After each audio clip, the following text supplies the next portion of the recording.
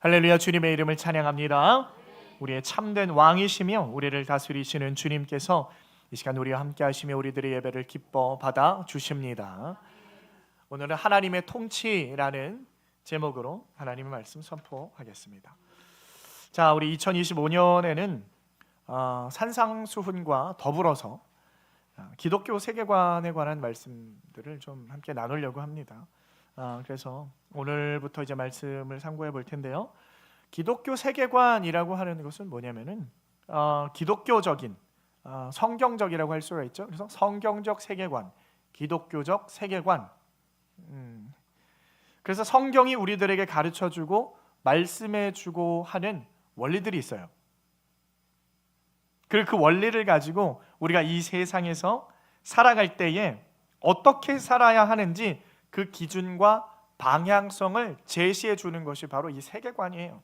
그래서 세계관이라는 것은 쉽게 말하면 렌즈와 같이 생각을 할 수가 있어요. 렌즈예요. 여러분이 안경을 끼시는 분들도 있고 컨택트 렌즈, 눈에다가 렌즈를 끼시는 분들도 있는데, 예를 들어서 여러분 노란색 안경을 끼면 세상이 어떻게 보입니까? 노랗게 보이겠죠. 파란색 안경을 끼면 세상은 어떻게 보여요? 파랗게 보이는 거예요. 변화가 생기는 겁니다. 시선의 변화가 생기는 거예요. 그래서 우리가 세상에서 그런 표현을 하죠. 색안경 끼고 보지 말아라 라는 말을 해요. 색안경 낀다라는 건 뭐예요? 어떤 편향된 생각이 있다라는 거예요. 선입견이 있다라는 거예요. 그래서 선입견 갖지 말고 좀 객관적으로 세상을 좀 봐라라고 할 때 색안경 끼지 말아라 그렇게 말을 합니다. 근데 세상에서는 좀 부정적으로 말을 하지만 사실 우리 그리스도인들은요 오히려 어떤 색안경을 끼고 세상을 바라봐야 한다라는 거예요. 믿으십니까? 어떤 색안경을 껴야 되는 거예요? 성경이라고 하는 렌즈가 착용되어져 있는 색안경을 껴야 되는 거예요. 그냥 세상을 보면 안 돼요. 나의 생각으로, 나의 기준으로, 나의 어떤 판단으로 세상을 보는 게 아니라 뭘 껴야 된다고요? 성경이라는 색안경을 껴야 된다라는 거예요. 그래서 세상의 모든 분야에 있어서 성경적인 기준과 잣대를 가지고 우리가 느끼고 판단해야 하는 것인 줄 믿으시길 바랍니다. 우리 그리스도인들은요 세상 사람들과 똑같이 살면 안 되는 자들이에요. 밖에 나가서 예수 믿는 사람, 안 믿는 사람이 구별이 돼야 되는데 구별이 안 돼요. 누가 예수 믿는지 안 믿는지를 모르겠어요. 이 사람은 정말 좋은 사람, 착한 사람인 것 같아서 혹시 교회 다니세요? 아니요, 저는 저를 믿습니다. 어떤 사람의 행실이 아주 그냥 엉터리예요, 엉망이에요. 혹시 교회 다니진 않죠? 아니요, 저 모태신앙인데요. 무슨 일을 하고 어떤 상황 가운데 있던 간에 여러분 우리가 판단하고 결정을 해야 될 때에 있어서는요 반드시 성경적인 가치관을 가지고 성경적인 기준을 가지고 판단하고 결정해야 하는 줄 믿으시길 바랍니다. 이게 굉장히 중요해요, 여러분. 그게 바로 우리가 이 세상을 살아가는 올바른 그리스도인들의 태도라는 거예요. 그리스도인들의 태도는 항상 그래야 되는 거예요. 저와 여러분은 그리스도인입니다. 믿으십니까? 성도예요. 하나님으로부터 선택받고 부름받은 자녀예요. 예수 그리스도를 주로 고백하고 예수 그리스도를 따라 살겠다고 다짐하는 하나님의 선택받은 백성들인 줄 믿으시길 바랍니다. 이게 우리의 정체성이라는 거예요. 나의 정체성은 뭐다? 그리스도인이에요. 나의 정체성은요 하나님의 백성이에요. 그래서 때때로 문제가 뭐냐면 우리가 정체성을 잊고 살 때가 있어요. 정체성을 까먹어요. 우리의 정체성대로 살아가는 것이 어떠한 삶인지 정확하게 구분하지 못하는 분들이 종종 있다라는 것은요 참으로 안타까운 거예요. 참으로 안타까워요. 제가 누누이 말씀드리지만 여러분 우리가 예수를 믿는다라는 것은요, 예수를 믿는다는 건요 일주일에 한 번 예배당에 모여가지고 이렇게 하나님께 예배 드리는 것이 전부가 아니라 그랬어요. 공예배 이렇게 한 번 드리고 흩어지는 게 전부가 아니에요. 그게 예수 믿는 사람이 아니에요. 그건 예수 믿는 자가 아닙니다. 그건 뭐예요? 종교 생활한다라 그랬어요. 그걸 전부라고 생각하는 분들이 있는데 여러분 큰일 납니다. 이번 특세에서도 일주일 동안 우리가 계속해서 나누었던 이야기가 뭐예요? 예배에 관한 말씀이에요. 예배가 뭔가? 어떻게 드리는 건가? 예배를 어떻게 드리고? 예배가 뭔가? 그 중에 가장 중요한 것은 뭐예요? 예수 그리스도의 십자가의 보혈로 하나님의 백성으로 부르심 받은 이 시대의 그리스도인들은요 그 구약 시대에 율법에 얽매인 모습의 어떤 종교 생활을 하는 듯한 모습에서 우리가 철저히 벗어나서 이제는 우리의 예배의 모습이 개혁되어져야 된다 그랬어요. 그럼 뭘 어떻게 개혁을 하는 거예요? 어떻게 하는 게 구약 시대의 예배와 우리들의 예배가 어떻게 개혁이 되어져요? 잠시 설명을 드리면요, 요한복음 4장 23절 말씀에 이렇게 기록, 아버지께 참되게 예배하는 자들은 영과 진리로 예배할 때가 오나니 곧 이때라 말씀해요. 영과 진리로. 오늘 우리 장로님 설교하시면서 신령과 진정으로 우리가 예배드린다, 똑같은 말이거든요. 영과 진리로 예배하는 거예요. 우리들은 이제 영과 진리로 예배하는 줄 믿으시길 바랍니다. 영과 진리로 예배한다라는 게 뭐예요? 영과 진리로. 여러분, 영은 뭘 의미해요? 영은 나의 영을 말하는 게 아니에요. 영은 성령을 말을 하는 겁니다. 성령이 오시고. 진리는 뭘 말하는 거예요? 진리는 말씀. 말씀은 뭐예요? 예수 그리스도. 예수 그리스도. 헬라어로 진리는요, 알레테이아라고 그래요. 진리. 그런데 실체, 본체, 이러한 의미도 있어요. 진리이면서 실체이면서 본체인 거. 그러니까 진리죠. 허상이 아니에요. 가짜가 아니에요. 진짜라는 거예요. 구약의 성도들은요, 하나님 앞에 제사라는 방편으로 예배로 나아갔어요. 제사를 드려서 하나님 앞에 예배로 나아가는데, 제사라는 것은 사실 여러분 그림자와 같은 거잖아요. 이건 가짜예요. 허상이에요. 진짜가 아닙니다. 그런데 이제는 그 그림자와 같은 제사의 진짜 실체이며 본체이신 예수 그리스도께서 오셨다 믿으십니까? 그 하나님의 본체이신 예수 그리스도를 통해서 하나님께로 예배로 나아갈 수 있는 자들이 오늘 우리들로 부르심을 받았다 믿으십니까? 그래서 우리는 진짜로 나아가는 거예요. 진리로 나아가는 거예요. 예수 그리스도. 그래서 예수님께서 부활하시고 승천하신 뒤에 마가의 다락방에 누가 오시는 거예요? 성령님이 오시는 거잖아요. 성령이 오세요. 자, 하나님은 원래 하나님이 거하시는 곳이 어디입니까? 성전에 거하세요. 성전에 거하셔야 되는 거예요. 하나님은요, 성전에 거하시는 거예요. 그런데 지금 어디 오셨다 그랬어요? 마가의 다락방이 성전이에요, 아니에요? 마가의 다락방이 성전입니까, 아닙니까? 잘 모르세요? 마가의 다락방이 성전이에요, 아니에요? 아니잖아요. 다락방이잖아요. 다락방. 2층 집에 그냥 다락방이라고 한다고 뭐 우리가 생각하는 그냥 뭐 창고처럼 조그맣게 있는 다락방이 아니라 굉장히 넓은 큰 홀이에요. 그렇다고 그게 성전이 아닙니다. 거기에 누구에게 특별하게 오신 거예요? 한 사람 한 사람 머리 위에 오신 거예요. 그게 중요한 겁니다. 그 말은 뭐냐면은 마가의 다락방이 아니라 그 당시 한 사람 한 사람들이 각자 성전이 되어졌다 믿으십니까? 그러니까 성전은 지금 옮겨진 거예요. 예루살렘 성전에서 그 성전이 우리들 한 사람 한 사람이 다 성전이 된 거예요. 내가 성전이 되었다. 성전. 그래서 영과 진리로 하나님 앞에 예배로 나아가는 자들. 그래서 여러분, 영과 진리로 예배한다라는 것은요, 이제는 우리가 어떤 장소에 국한되어지지 않고 그렇게 예배를 드린다라는 의미보다는 훨씬 더 큰 개념을 가지고 있어요. 자, 이제 우리가 인생의 전 영역에서 하나님 앞에 예배로 드리는 자들로 나아가는 존재가 되어졌다. 자, 성전에서 이제 우리가 자유했어요. 성전에 모일 필요 없어요. 원래 하나님 앞에 제사 드리려면, 예배 드리려면 예루살렘 성전으로 모여야 되는 거예요. 거기에서만 하나님이 거하시기 때문에 거기에서만 받으시는 거예요. 그런데 우리가 온 세상 사람들이 다 예루살렘에 가서 예배할 수 없잖아요. 이제는 어떻게 된 거예요? 우리 한 사람 한 사람이 장소적인 개념에서 자유해졌다라는 거예요. 그리고 시간과 공간의 모든 자유가 얻었어요. 모든 시간, 매 순간이 하나님 앞에 예배하는 시간으로 되어졌다라는 거. 그래서 로마서 1장 12장 1절 말씀을 우리 한번 같이 읽어보도록 합니다. 시작. 그러므로 형제들아,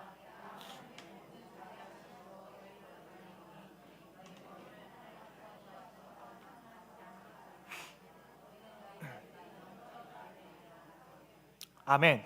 뭐가 영적 예배라고요? 영적 예배는 뭐냐? 우리의 몸을 하나님이 기뻐하시는 인생으로 살아내는 거. 그것이 영적 예배입니다. 믿으십니까? 예수 그리스도를 만나고 예수 그리스도의 사랑을 경험하고 찬양하는 것이 신앙생활의 전부가 아니라는 거예요. 오늘 주일이니까 모여서 하나님 앞에 예배드리자, 이게 끝이 아니라는 겁니다. 예수 믿는 사람이 구세주의 사랑을 체험하고 경험하고 그것을 찬양하는 것은요, 당연한 거예요. 지극히 당연한 겁니다. 뭘 그게 자랑이 됩니까? 당연한 거 하는 거예요. 여러분 생각해 보시길 바랍니다. 천지를 지으신 창조주 하나님이 나의 주인이 되신다. 이제 나를 다스린다. 나의 모든 것을 이제 하나님께서 다 해결해 주신다. 찬양하지 않고 배길 수가 있겠어요? 하나님 찬양할 수밖에 없어요. 예배할 수밖에 없는 거예요. 문제는요, 이러한 신앙의 모습이 그리스도인의 시작에 불과한다라는 거예요. 모여서 하나님 앞에 찬양해야지, 예배해야지, 그게 끝이 아니에요. 그게 시작입니다. 시작이에요. 시작의 단계. 이제는요, 그 예수 그리스도께서 나의 인생의 주인이 되신다. 그분을 진정한 나의 주인으로 인정하고 모시고 정말 그분이 나의 주인 되심대로 세상에서 살아내는 거예요. 그게 영적 예배예요. 세상에서 예수님이 주인이십니다 하고 고백하고 그대로 살아내는 게 그게 영적 예배이다. 믿으십니까? 그러니까 우리는 매시 매순간 화장실에 가서 변을 보는 것도 하나님 앞에 예배가 되어야 돼요. 그게 우리의 거룩한 삶이라는 거예요. 우리들의 사회적, 정치적, 경제적인 삶의 모든 영역을 다스리시는 예수 그리스도의 그 최고의 주권을 내 삶 그대로 받아들여야 하는 줄 믿으시길 바랍니다. 여러분, 그래서 예수 그리스도께서 나의 왕, 나의 주인 되심을 인정하고 나의 삶의 모든 영역에서 그분의 통치를 받아들이는 거예요. 내 삶의 주권자는 내가 아니라 그리스도이셔야 됩니다. 그러니까 누가 왕이냐, 이게 문제죠. 누가 왕이냐. 여러분의 삶에서 왕을 인식하고 살아가십니까? 왕에 대해서 인식을 하고 살아가요? 여러분, 우리 한 사람 한 사람은요, 모두 마음가운데 명심해야 될 게 있어요. 그것은 바로 예수 그리스도가 나의 왕이시다. 믿으십니까? 예수님이 나의 왕이에요. 그런데 우리가 말로만 고백하면 쉽죠? 말로 고백하는 거 얼마나 쉬워요? 예수님은 나의 왕이십니다. 아멘. 이것만 하면 돼요. 누워서도 할 수 있고 눈 감고도 할 수 있고 자다가도 할 수 있고 얼마나 쉬워요? 아멘. 아멘만 하면 돼요. 중요한 건 뭐냐면요, 우리의 모든 삶의 영역 가운데서 고백하고 그대로 믿고 실천해야 되는 게 그게 중요한 거예요. 자, 우리가 지난주에 산상수훈의 말씀을 들으면서 간음하지 말라라는 말씀을 들었어요. 간음하지 말라. 여러분, 지난주에도 간음하셨어요? 안 했어요? 간음했어요? 안 했어요? 간음했어요? 간음이라는 게 뭐예요? 하나님의 절대 의존적인 자들, 하나님에게 종속된 자들, 하나님의 말씀 앞에 순종해야 하는 자들이 우리의 시선이 늘 하나님에게 향하여 있어야 되는데 그분의 기쁨과 영광을 위하여 살아가야 하는 자들로 살아가야 되는데 그렇게 하지 못하고 내가 스스로 높아지고 싶고 내가 영광받고 싶은 마음에 미혹되어서 하나님으로부터 찢어져 나오는 그 말씀에 불복하는 자들, 다시 말하면 스스로 왕이 되어져서 교만해지고자 하는 자들, 그들이 바로 간음한 자들이라 그랬어요. 우리 그리스도인들이요, 우리의 모든 인생의 영역에서 하나님의 왕 되심을 인정하지 않고 하나님의 왕 되심 앞에 순종하지 않는 생각과 언행과 행동은요, 그게 바로 간음한 자라. 성경이 그렇게 말하고 있는 거예요. 예수님의 말씀이 그거예요. 근데 우리가 이렇게 반문할 수 있습니다. 나는 하나님이 나의 왕이심을 믿고요, 그렇게 고백하고요, 언제든지 인정할 수 있고요, 그분이 왕 되심에 추호도 의심이 없는 자입니다. 그런데 제가 어떻게 그분 앞에 불순종할 수 있겠습니까? 지금도 고백해요. 하나님의 나의 왕이십니다. 고백하는데 근데 왕이 아니라고 생각한다? 저는 그렇게 생각하지 않는데요. 저는 항상 하나님이 왕이라고 생각하는데요. 자, 한 가지 말씀드려볼게요. 여러분 사업장에서 누가 왕이에요? 사업장에서. 여러분의 직장에서 누가 왕이십니까? 여러분의 일터에서, 학교에서, 친구들과의 만남에서, 어떠한 정치적인 상황 속에서 여러분의 왕이 누구예요? 하나님이에요? 나예요? 여러분의 가정에서 어떠십니까? 여러분의 가정에서 하나님이 왕이에요? 내가 왕이에요? 여러분, 여러분의 가정에서 하나님이 왕이십니까? 왕이십니까? 아멘 하시는 분들은 부부싸움을 안 하시겠죠? 여러분 부부싸움 하세요? 안 하세요? 해요? 안 해요? 해요? 안 해요? 부부싸움. 우리 부부는요 결혼하고 한 번도 안 싸웠어요. 거짓말이죠. 누구도 믿지 않는. 저희 부모님은요 싸우는 거 한 번도 못 봤어요. 너네들 잘 때 싸울 거야. 싸워요. 부부가 안 싸울 수가 없습니다. 불가능한 거예요. 불가능한 거.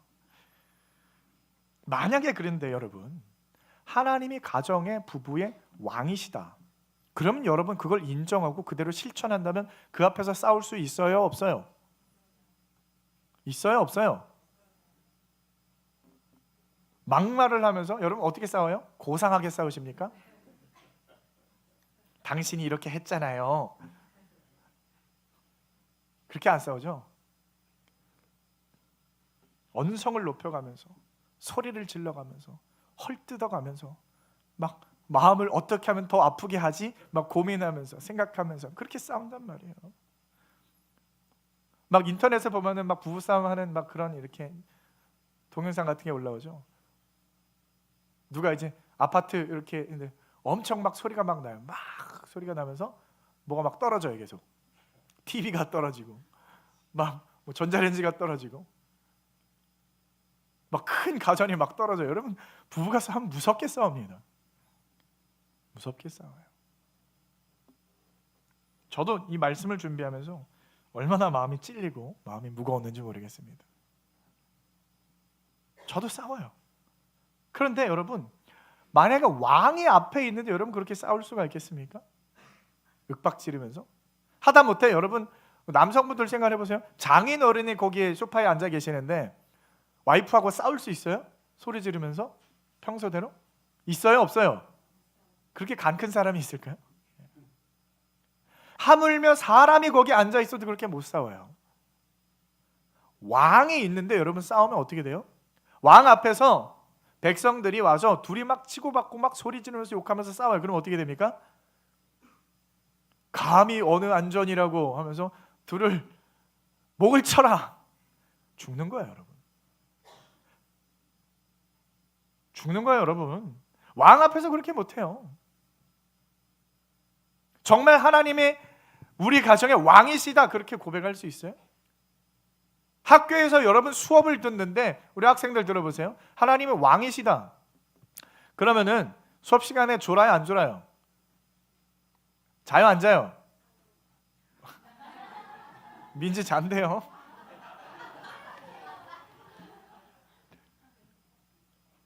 왕 앞에서 여러분 잘 수 있어요, 없어요?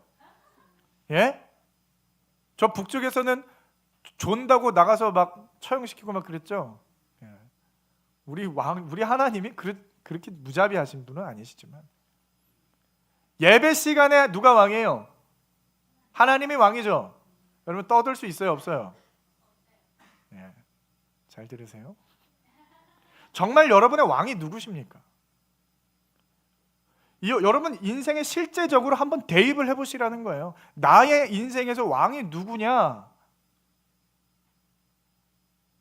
모든 삶의 영역에서 변화가 되는 거예요.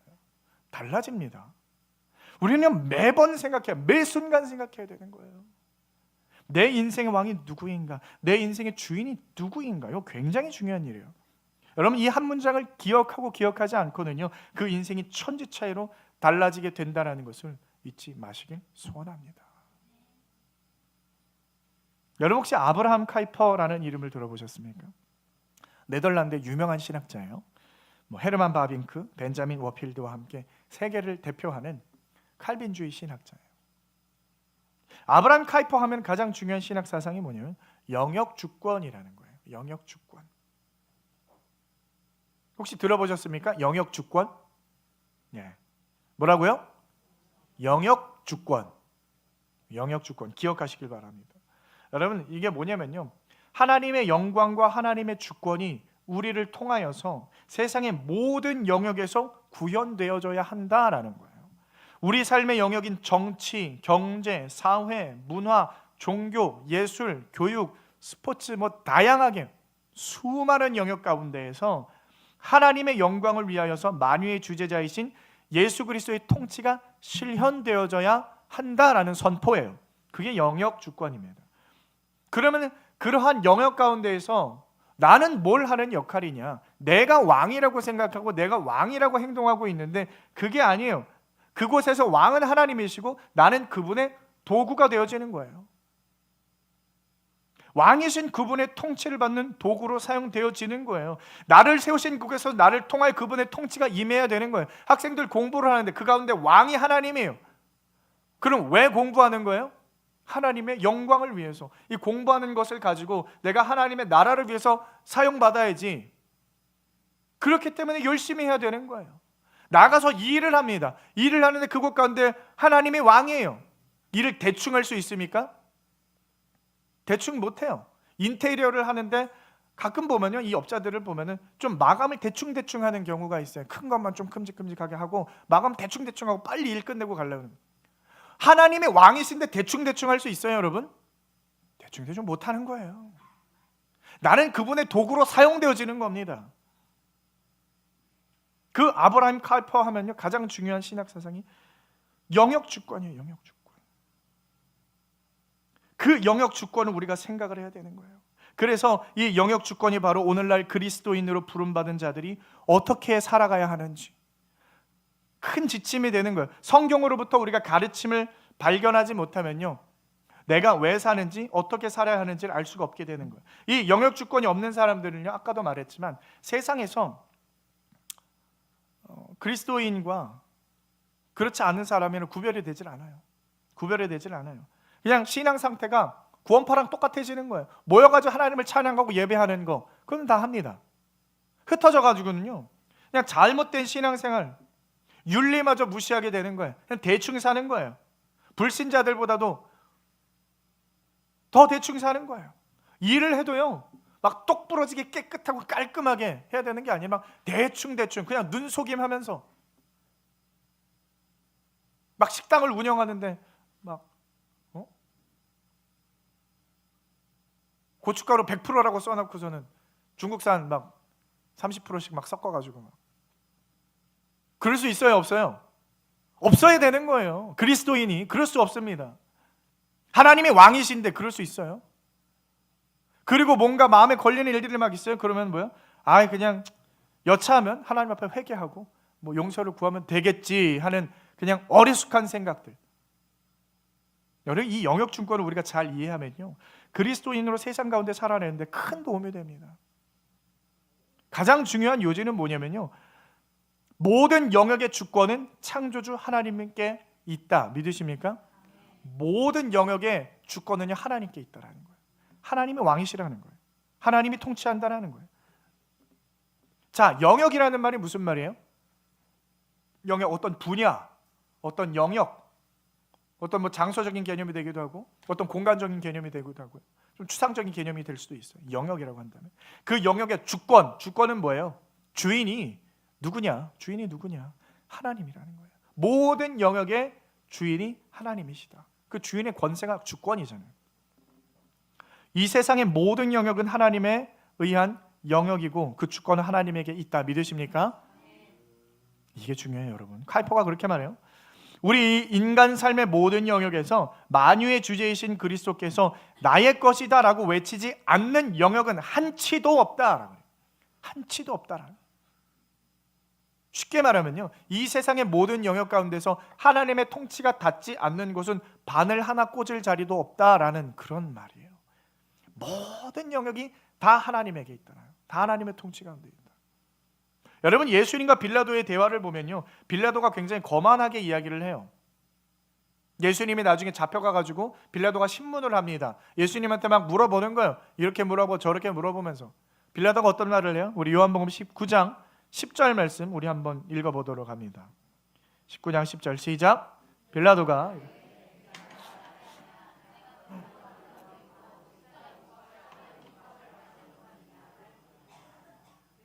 예, 10절만. 빌라도가 뭐라 그래요?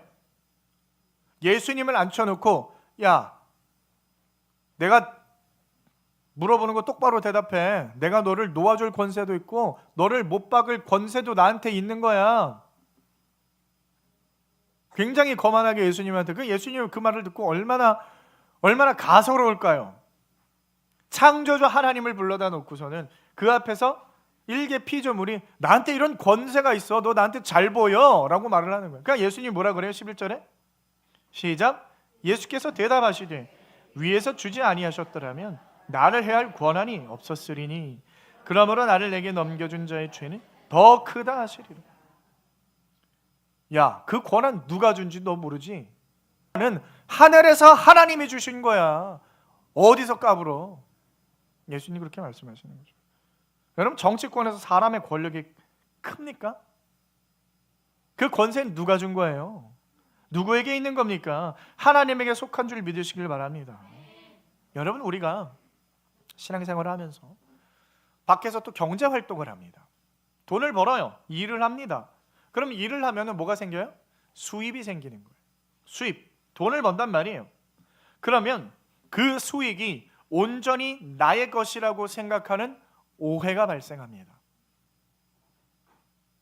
무슨 말이냐면은 밖에 나가서 일을 해요. 월급이 들어와요. 월급이 예를 들어서 한 300만 원 된다 해요. 그러면 300만 원을 딱 통장에 들어왔어요. 야, 이거 내 거, 내가 한 달 동안 열심히 일해가지고 버는 300만 원 이거 내 거지 라고 생각하는 게 뭐라고요?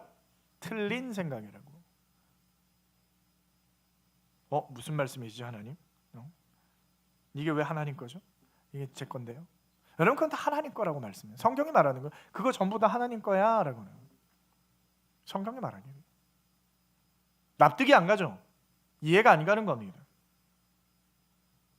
세상 사람들에게 가가지고 오늘 월급날이에요. 월급 들어왔어요? 예, 얼마 들어왔네요. 그거 사실 다 하나님 건 줄 여러분 뭐 당신 알고 있어요? 말하면 어떻게 돼요?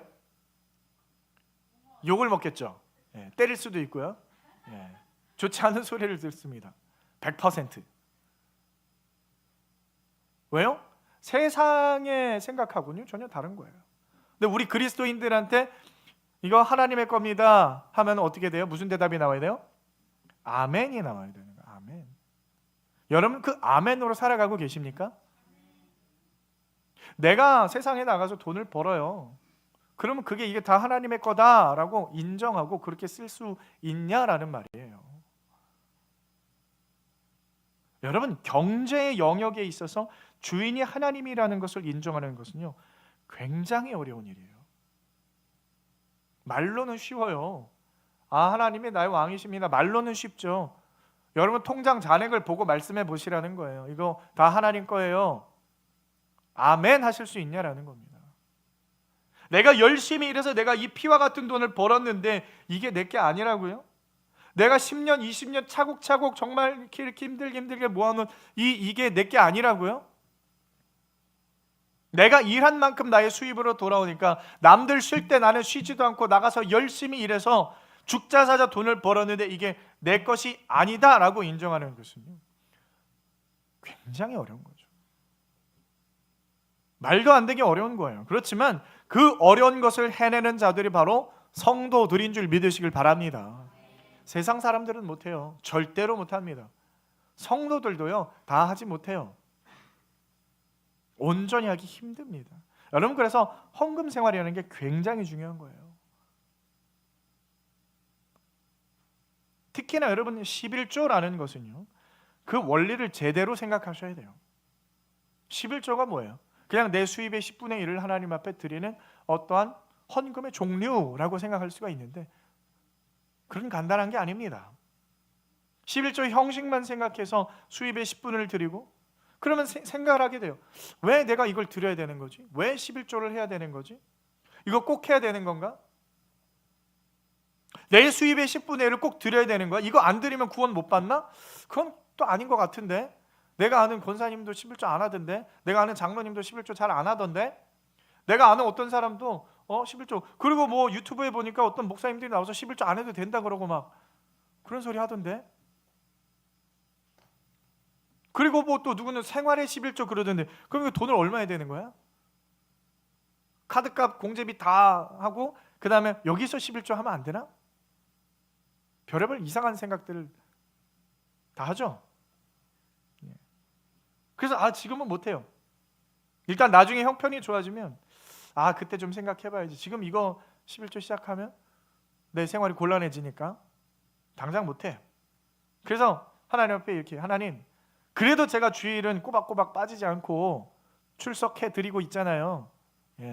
돈 내라, 이거는 제가 조금 힘드니까 요것만 하고 제가 몸으로는 다 때울 테니까 아무튼 그렇게 좀 이해해 주세요. 나중에 형편이 괜찮아지면 그때 좀 해보도록 할게요. 여러분, 그 형편이 좋아질까요, 안 좋아질까요? 형편이 좋아져요, 안 좋아져요? 형편이 좋아질 수도 있고 안 좋아질 수도 있죠. 형편이 좋아지고 안 좋아지고의 문제가 아니에요, 여러분. 11조는요. 형편이 좋을 때도 하고 안 좋을 때도 해야 되는 게 11조입니다. 11조라는 건 뭐예요? 단순한 계산에 의해서 하나님께 헌금을 드리는 행위가 아니라는 거예요. 11조는요, 쉽게 말하면 신앙 고백이에요. 신앙 고백입니다. 11조는요, 신앙 고백이에요. 나의 수입의 10분의 1은 나의 모든 수입의 대표예요. 대표. 왜 10분의 1이냐? 10분의 1이 대표니까. 예수님이 우리의 대표로 죽으신 것처럼 나의 수입의 10분의 1이 대표라는 거예요. 대표라는 건 뭐예요? 이 전체를 의미하는 겁니다. 예수님이 죽으셔서 우리가 전체가 다 죽은 거나 마찬가지가 되는 거예요. 10분의 1만 드리면 10분의 10 다 드린 걸로 여겨지는 거예요. 그게 대표의 의미예요. 하나님, 나의 모든 경제활동 가운데 주인 되신 하나님, 당신이 왕입니다. 당신이 나를 선택하셔서 나에게 생명 주시고 건강 주시고 지식과 지혜를 주셔서 오늘도 일하게 하심을 감사합니다. 주님이 주신 이 건강으로 열심히 땀 흘려서 일해서 벌은 이 모든 것은 전부 하나님의 것입니다. 하나님이 나에게 건강 주시지 않고 나에게 직장 주시지 않고 나에게 지혜 주시지 않았으면 제가 어떻게 일을 해서 돈을 벌 수 있었겠습니까? 이 모든 것은 하나님의 것이고 하나님의 영광으로 돌립니다 하는 고백을 담아서 드린 것이 11조라는 거예요. 11조를 안 한다라는 것은요, 이러한 고백의 상징이 없는 거예요. 하나님 믿지도 않고요, 의지하지도 않고요, 하나님 잘 모르겠습니다. 심하게 말하면 하나님 부인하는 거예요. 나를 좀 믿어라. 못 믿겠어요. 아직도 제 주먹을 믿을 수밖에 없을 것 같아요.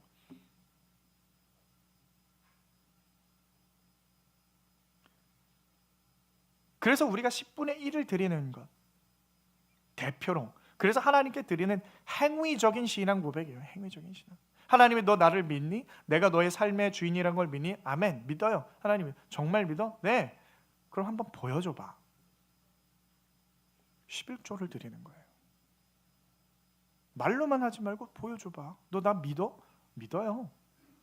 11조를 바쳐요? 그럼 하나님께서 어떻게 해요? 야, 그 작은 것만 받으시고는 그래, 사랑하는 나의 자녀야. 너의 삶에서 나를 왕으로 인정하는구나. 내가 너의 주인인 것을 너 이제 인정하는구나. 그래, 알았다. 이제는 내가 너의 삶을 통치할 거야. 이제는 내가 너의 삶을 진짜로 인도할 거야. 다스릴 거야. 그러니까 너는 이제부터 아무 걱정하지 말고 나만 섬겨, 나만 믿어. 내가 확실히 받았다.